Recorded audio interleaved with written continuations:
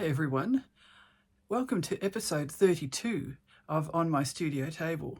This is my studio window and it's an absolutely beautiful day. Not too hot, which is lovely because a couple of weeks ago we had 32, which is equivalent to just under 90 degrees Fahrenheit. And even though our house is cool, it was really probably just a bit hotter than what I would really like. So this weather is very pleasant. It's just in the mid-20s. So welcome, and I hope that you enjoy what I'm going to share with you today.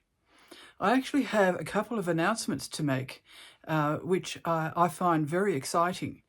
One is that I've been accepted to have an open studio in the Bay of Fires Arts Festival, which is coming up in June from the 7th to the 9th. And to mark that, I'm going to have a special exhibition. I have gallery space here. Our hallway, we put a gallery hanging system up, and we're going to host this exhibition, and I hope that you will look at participating. The other announcement I wanted to make is that we are actually starting to make plans to build a studio cabin. At the moment, I'm in a very small bedroom in our home, and it's a really lovely space. I'm really enjoying it, and I'm not complaining at all. But we always had plans to build a studio cabin. So it will be a bit like a posh shed, and we've staked it out, and it's actually bigger than I thought it would be. So that's quite exciting. And that will have gallery space, and it will also have studio space. We've got a big window near where the work area will be, and a couple of skylights as well in the plans. What we're trying to do is find ways to finance it. So I'm going to open my PayPal account for anybody who would like to contribute to our cabin plans. We have council fees to pay plus buying materials. We're going to pay somebody to build it to lock up, and then my husband will finish it off inside. And that will save us a lot of money. So we're going through estimates at the moment, and I can share what we think it will cost as soon as we know that. But in the meantime, if you would like to support this venture, please feel free to use my email address, gonerustic@gmail.com, to make a contribution, and there will be some rewards. One of the rewards will be actually being able to use it as an artist in residence with optional accommodation, just staying with us as a family. So it's not like a professional accommodation or Airbnb, which I've mentioned before. So I'll put my email address in the description, and if you feel that that's the way you'd like to go, that would be wonderful. I also have decided against doing Patreon. I still have Ko-fi and my VIP group, which have been really wonderful, and that's been a lovely way to build up a community. So as you know, I try to run an ethical and sustainable business, and I love to share my ideas and my techniques, and in the future share where we live as well, which is a beautiful part of northeastern Tasmania. One of the things I've been enjoying over the past week, and probably every week mostly, is some cooking. I do enjoy cooking. So I made some biscuits, and this is a very easy recipe. It only has 3 ingredients, would you believe? And it's just very easy to do. Only takes about maybe 8 minutes in a convection oven to cook. And it makes 42 biscuits, at least in the size that I made them. So I'll share the recipe in the description. The other thing that I've done is a blueberry crumble. We were given some blueberries from our neighbours. They have a really productive garden, and they had so many that they were giving them away. So we feel very fortunate. And I had enough to make a blueberry crumble. Quite often that's made, here in Australia at least, with apples, but you can just about use any fruit. So I'll share my recipe for that in the description also. And another thing that I did, and this was my own recipe also, was a dip with some toasted Lebanese flatbread. And I was fortunate to be able to get hold of some gluten-free Lebanese flatbread, which was really great. So I hope you enjoy trying these recipes for yourself. And now to the exhibition. The theme is shelter. And shelter can mean many things. And I've put a few suggestions in the entry section in my online shop at gonerustic.com. But I would really like you to think about what the word shelter means to you. And I'll put the trailer on just to get your thought processes going. And then there is a link for you to visit the website where you can find more information. And there are entry fees depending where you live, because as you know, postage is quite expensive, and I will need to return your work to you after the exhibition is over. So I look forward to hearing what you think, and also to seeing what ideas you have, and I would welcome you to enter your work in this exhibition.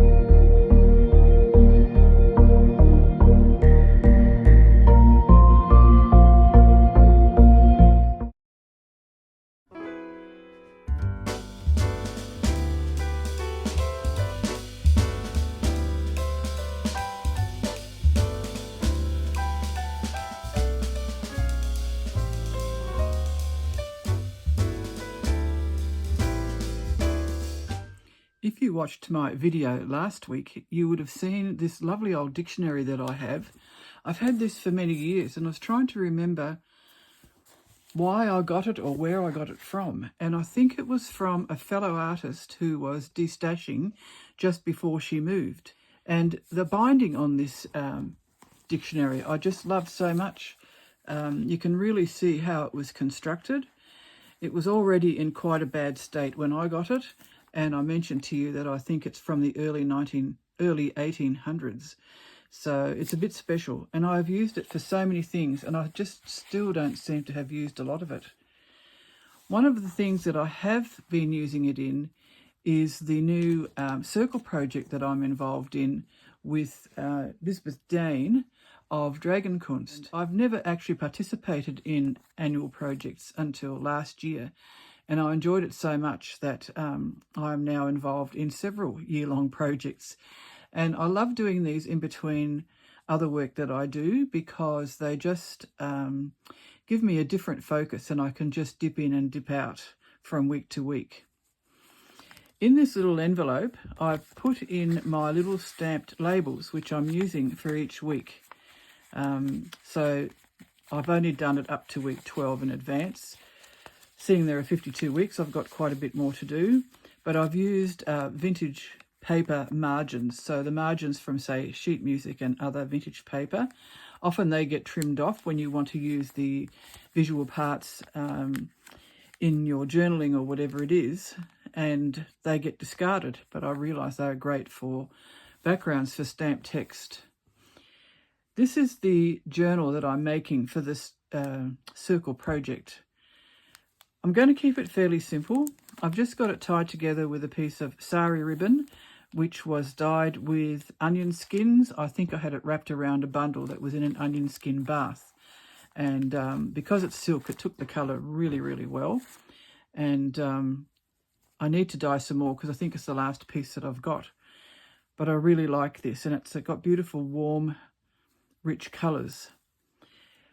The cover is a piece of cotton that I eco-printed a couple of weeks ago, and I shared with you that because I'd layered it with papers and other pieces, it actually made a kind of border where the papers were, and I really liked that, and I was going to use it for something special. Well, this is the something special. So what I'm going to do is just open it so you can see how it works. It's just a rectangle, and I just fold it over the signatures which I've made, which are going to house the Circle Project exercises. And I decided to do this by machine. So each signature is made of this packaging paper, which is quite creased, and I decided to leave it that way. And I've layered 4 sheets, folded them in half, and then where the crease mark was when I folded them, I've done a zigzag stitch on my sewing machine, and that holds each signature together. When I open it, you'll see that I've attached week 1 of the Circle Project into the book. And again, I've done it with machine stitching.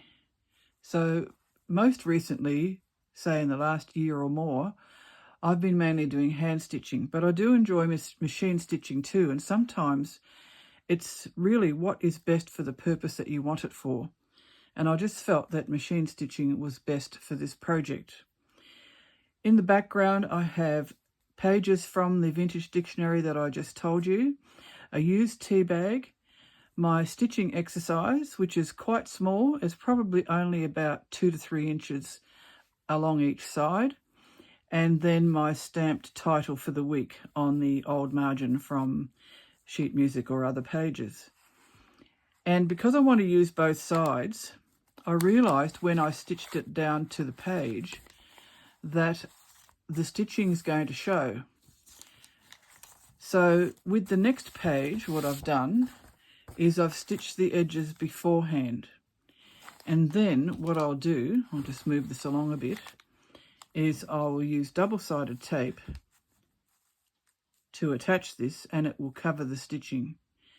So all the rest of the pages are going to be done like this. So even though, it might seem like I've made a mistake by stitching it onto the page, like I did here, it's actually something that I can work with and then change my technique for the rest of the journal. So it will look like it's been stitched to the page, but it's actually stuck to the page. I did also stitch the other layers down, and if I turn it over, you can see on the back where I've stitched it down. And I'm letting my threads hang. So week 2, we again did a circle, and this time we did a running stitch and then wove another colour through it. And we needed to do the circle and then do 1 or more rows inside the circle. So my constant colour is a beautiful soft green embroidery thread, and then I've woven different coloured threads through it for each section. I also decided that the 3rd circle I would offset. I think the example that we were shown to inspire us to do our page had just the 2 circles, but I thought a 3rd one might be good. And then I also felt like I wanted to do only partial circles. So these 2 are just partial. This one is complete. So I'm pretty happy with how that's going. The next thing I will do is to stick this into the journal. And I have more than 52 pages, so it will be no problem to fit them all in. And I'm really enjoying this. And it's really interesting working to a different set of rules or guidelines for this project.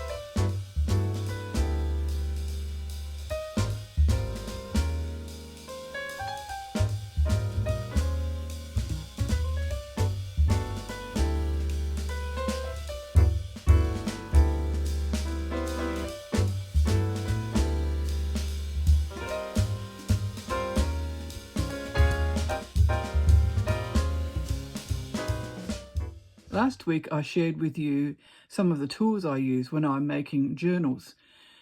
And this time I wanted to show you some of the adhesives that I mainly use. It depends on the purpose also, what is actually being stuck down and how well do I want it to be stuck down. So probably the strongest one is a white glue, a PVA glue, or sometimes called a wood glue. We call it Aquid here in Australia, but that's a trademark name. So it might be under different names where you live. And that's really good for something that you need to be strong. For example, in my art journal, which I'll be sharing about in this video again also, I needed some strong closures on the pages, strong reinforcements on the pages. So I did use this glue for that. And the same with my slip knot bound books. When I do reinforcements on the edges, I use this glue. It will keep really well. It takes a little while to dry, but I just put weights on it, usually a pile of books, until it's dry with sheets of parchment paper or baking paper in between, so I don't accidentally stick anything together that I don't want to be stuck together. This glue is probably one that I use the most, especially when I'm doing collage. There are different brands. This one is called Stuk, which I think means stick. And this is really good. It's a good quality one. I also use the UHU or Uhu sticks, which are also very good. I have tried other brands and I've just found that they don't do a very good job, generally speaking. So I'm tending to stick to the brands that I know will work well. And this one is purple. And it looks purple when you put it down, but as it dries, it's clear. And the useful thing about that is that you can tell where you've put glue. So if you've missed any patches, you immediately see where they are and you can cover them up. So I really find that that is very good. But I do use the non-coloured ones as well. Double-sided tape is something that I use a lot. I really like the simplicity of it. This is an archival double-sided tape. I just bought it online, and I bought several packets because I do use it quite a lot. Sometimes I also use it for fabric, so if I'm sticking fabric on a page, I might put just a little bit, say, in the middle of the piece, and then when I stitch it, I'm not stitching into this gluey layer and gumming up my needle. It does keep things quite flat too, depending how much tape you put on it. And I do find it very good. So I hope that's helpful when you're trying to decide what sorts of glues to use. I don't stick to any one thing. I do like to use whatever suits the purpose that I'm going to be using it for.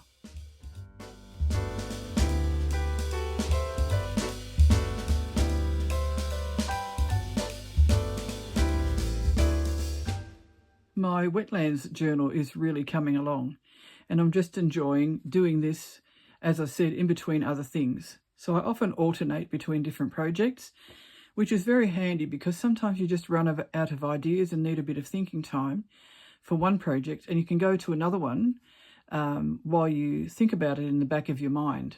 And I often find that really helps me to not feel the pressure of trying to finish something and just going with the flow and allowing ideas to gel. So I'll just show you what I've been doing over the past week. If you've seen my social media posts, you would have seen some of this, but I'll just tell you about it in a bit more detail. So this one is on parchment paper, which eco-printed quite dark, and I glued some things down and then added some more to it as I went along. And I felt that this torn piece of paper, which features a brolga and a picture of a lagoon, needed to show that it was actually part of a wetland in some way. So I just echoed the shape of that torn piece of paper with some stitching. And I did 3 rows or 3 partial rows. And it kind of makes me think of the ripples of water going outwards, or the edges of a swamp or a wetland or a lake or whatever, or even the waves on a beach that spread out from the edge. And when I was doing it, I also thought about the word ripples. And then I thought about the phrase, the ripple effect. And that's actually quite a deep thought, because what it demonstrates is that everything we do or say has a ripple effect. And so I just thought that that might be worth including on this page. And then on the used tea bag, which I added to it before I did the stitching, is water of life. And I've put life in capital letters. And I made a mistake here, and I meant to do a dash, but I did something else and it didn't look right.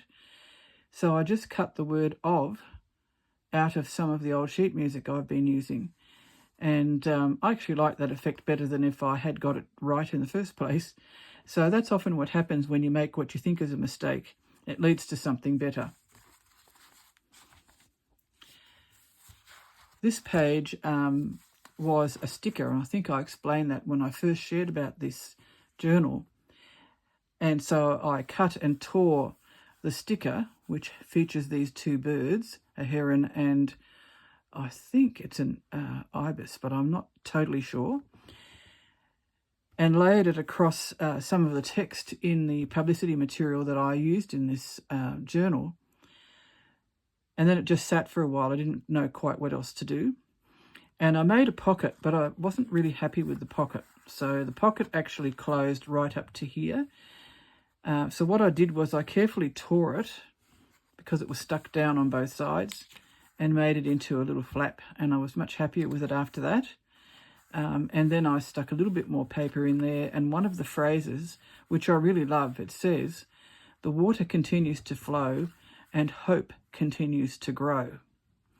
And then I added a little tab made out of some of the photographs of the wetland, I think, and a couple of buttons, added some stitching, and another layer of paper torn from the original material, and vital waterways. I also added these red lines, which most pages are in different colours, greens or golds, and in this case red, and that represents grass or reeds. And then this is a torn bit of used tea bag, and I've done feather stitch on there also to represent plants, because any healthy environment, what grows there often indicates that it is healthy. So it's all something that needs to work together. So it's the birds, the water, the plants, and of course the air. And on the material where they're asking for people to support them, part of the sentence said, "With your help we can." And I ended up putting a piece of torn sky on top of that and putting "help us." And it doesn't mean only helping the birds, but it's also ultimately helping us as human beings and fellow residents of the land.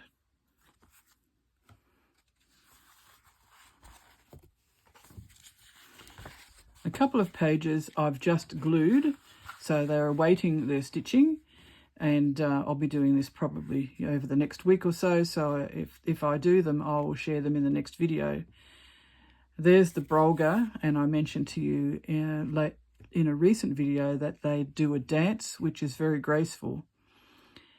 And I made a little tab on this page as well and put the word vital, waterholes and swamps. And sometimes we think about them when we look at it from a commercial angle that they are useless land, or we need to drain them to make them useful. But actually they are a wonderful environment for wildlife. So we've got to change our mindset about these things and not think about them only in the terms of how they can be useful to us, because ultimately they are useful to us. I've put music there, and I mentioned before that music seems appropriate because of the singing of the birds. Some birds are musical, some are not so musical, but there's certainly a rhythmic quality, even if it's not melodic. So I just like putting music in, and music's pretty important to me anyway.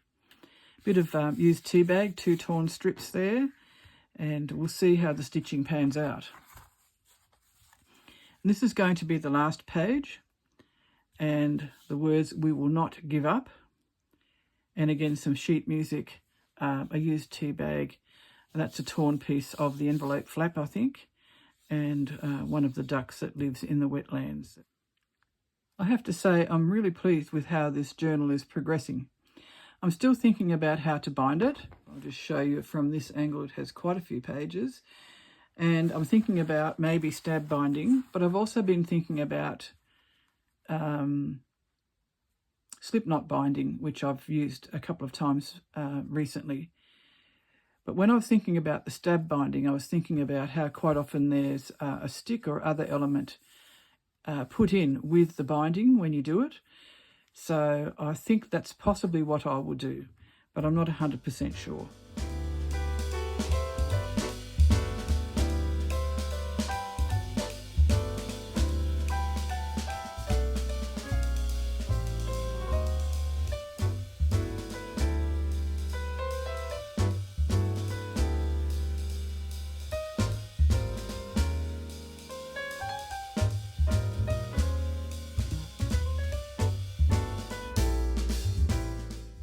Last year, I really enjoyed sharing my slow stitching journal with you every week.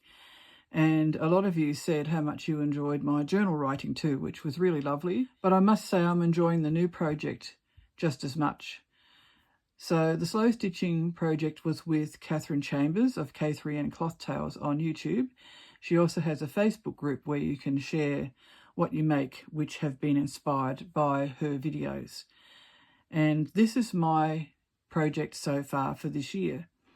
It's called a comfort cloth, and what Kathryn asked us to do was to choose fabrics that were meaningful to us in some way. I was thinking about what mine would be about, and I think I've mentioned already that Tasmania, where I live, is really important to me. I came here when I was only in grade 9 and have lived here ever since.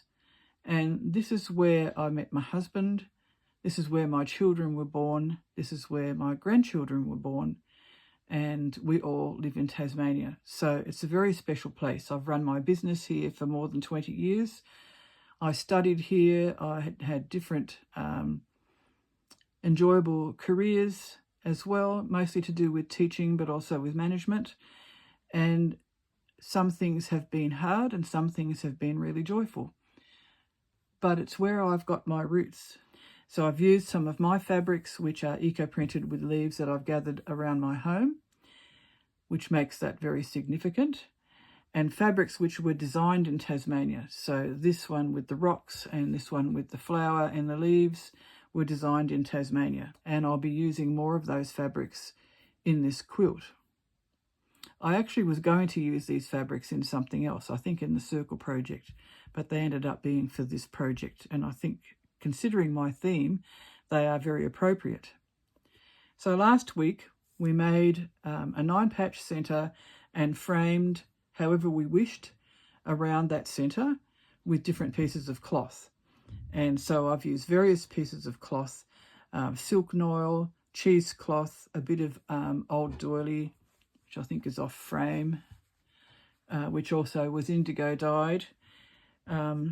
Just little scraps of things. That's vintage kimono. That's the edge of some furnishing fabric. It's the overlocked edge. I quite like the texture. And all sorts of bits and pieces. I've got a bit of lace at the bottom, which you can't see. And this week we were asked to start adding another layer. So I already added some scrappy layers, but the intentional layers were, or perhaps more intentional layers, were to make a circle, and not a complete circle, but something that could be continuous, and also a heart. And I decided to add 2 hearts because I wanted to use this silk, which had been dyed with cochineal, which is a red or pink or purple dye, depending how you use it, which comes from insects which live on a cactus plant. And it just seemed a bit too dark, even though I have got some dark bits here and here. So I've balanced it with another heart made out of some cotton interlock. And you'll see this pop up in different places. I've used it in the art journal also. So that seemed to knock it back a little bit, but still allow it to be its own statement, I guess you could say. So this is pinned in place, and this is fused down with a product called Gossamer Fuse. There are different fusibles that you can use to attach fabric and paper together. Gossamer Fuse is really good because it doesn't change the feel of the fabric. So it still feels soft and pliable. It doesn't feel stiff. Some of the paper-backed fusibles end up feeling a bit stiff and can be quite hard to hand stitch through. So I'm going to do some more stitching on this to attach these down, and possibly some embroidery as well, maybe some running stitches, who knows, we'll just see how it evolves. And I've chosen some threads. I have a box of threads which are special, and you know how you have things set aside and you think, oh yes, I'll use these for a future project, and it never quite happens. And some of these I've had for quite a long time. Some I've used a little bit of. I have used some of this one, but I don't think I've used any of the others. They are silk or cotton. So this is silk, that is silk. These are cotton, and I think this is silk as well. Yes, I've written an S on there. So these colours seem to go with what I've used. So I wanted a bit of orange because of the orange. So it's a soft orange. This pink and burgundy, I thought these were really good for that. Some greenish tones. And then this is just a paler version of that. And because I've got blue in there from the sun printed fabrics, which I've got here and here and here, although this is more green, I thought the blue might work well too. Whether I'll use them all, I don't know, but we'll just see how it pans out.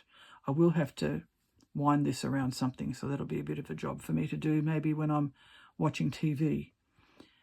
So that's how far it's gone. I have a little pile of fabrics as well that I'm planning to use for the next stage, whatever that is, we don't know. Kathryn said herself she doesn't know yet, so that will be exciting to find out what that is. And I've put a link to this series of videos about this project, about the comfort cloth, in the description, just in case you'd like to join in. I mentioned that I had to wind some of my threads for this comfort cloth project. I've done that now, so here we go. This is the tubular silk ribbon, and that's now wound around a recycled spool left over from some thread, and the same with this one. So I save the reels or spools from my thread so I can use them for this kind of thing, because quite often when you buy threads, you buy them in skeins.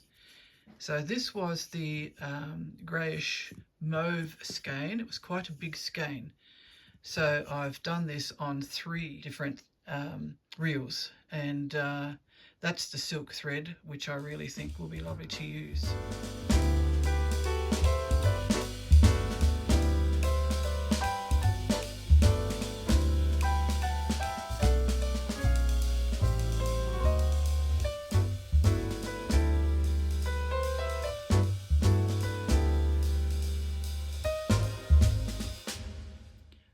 When I shared my gratitude journal with you in the last episode, I hadn't yet decided how I was going to do the journal entries. And I had to think about it for a little while. And what I ended up doing was making separate pieces of paper that I could use to write on, which I would then stick into the journal. And that way I could make sure that what I'd written was what I wanted to have written. And if I made a mistake, I could start again with a fresh piece of paper and it wouldn't be permanently in the journal. I tend to write fairly freely without thinking too much in advance, and just let the writing appear as I write, virtually, much like I sew actually. And it seems to work. So I've done 1 week. I'm overdue to do the 2nd week. What I've done is I've made them like an overview of the previous week. So instead of writing every day, I'm just writing towards the end of each week with an overview of the things that I feel grateful for.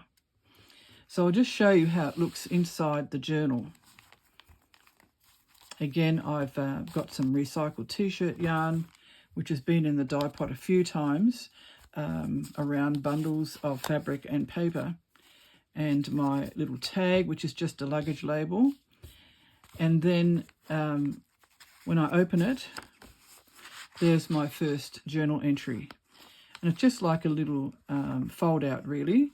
I've stuck my week 1 stamped text on old margins on the cover, the date of the week that I'm covering, and then my little bit of writing. And I'm really thinking that this will be a really good exercise to do for the whole year. So that's one of the several year-long projects that I'm involved in. But this one doesn't take much time. And because the journal is now all done, all I need to do is insert my little bits of writing and stick it in, again with double-sided tape.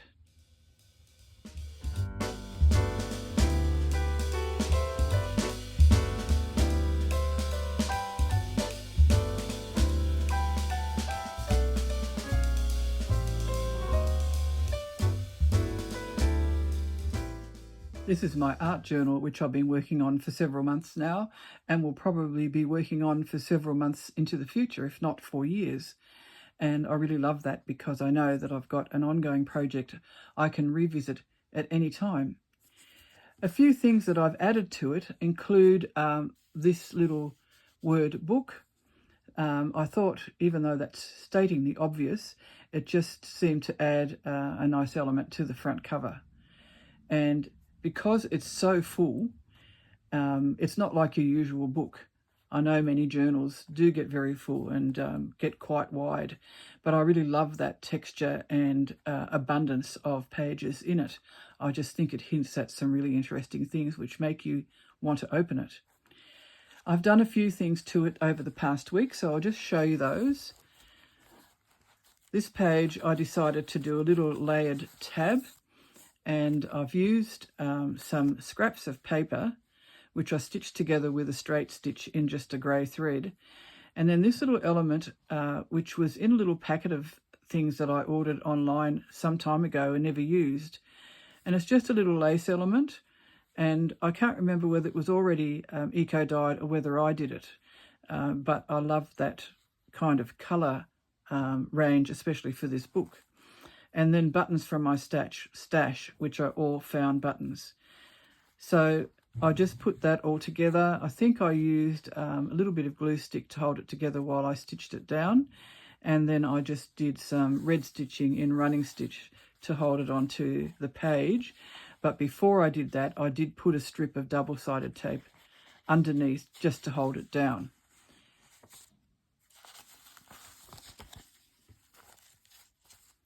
I'm just showing you the next little addition that I've done.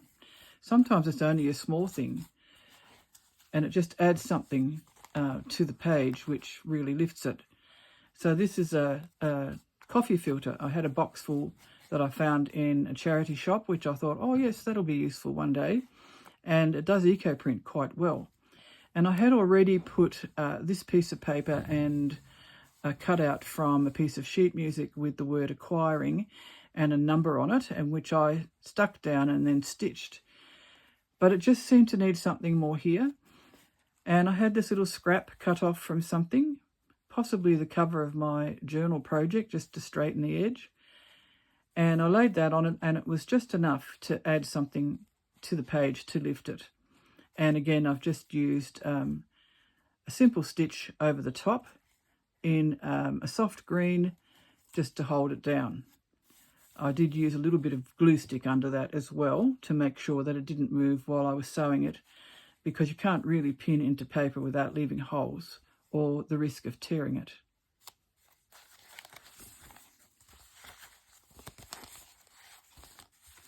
And just going to the next section that I wanted to show you. I just love turning the pages in this. There's just so much texture and detail. This is from a very old journal that I have that was quite damaged when it came into my possession. I've just used some glue stick to adhere it to the linen, and the linen's been eco-dyed and printed, and you can just see a little bit of leaves there. So I'll stitch that soon. And then the last page I wanted to show you, one of Madame Wegel's designs was aprons. She did underwear, outer clothing, indoor clothing, formal, more casual. I think she got into children and some men's patterns as well. And it's just so interesting to see how her mind worked by looking at her designs. And an apron, of course, seems to be a symbol of domesticity, but it was also a useful thing to protect your clothes, because in those days people didn't replace their clothes very often and they needed to look after them, which we could really learn from. And so if you were doing something messy like cooking or whatever else, you would cover your clothes with something to protect it, and it wouldn't be so expensive to replace. So that's one of her apron designs. And then I've added a used tea bag, some found buttons, and a little tag which I've stuck down with double-sided tape, and a little bit of stitching, and added some stamped text too.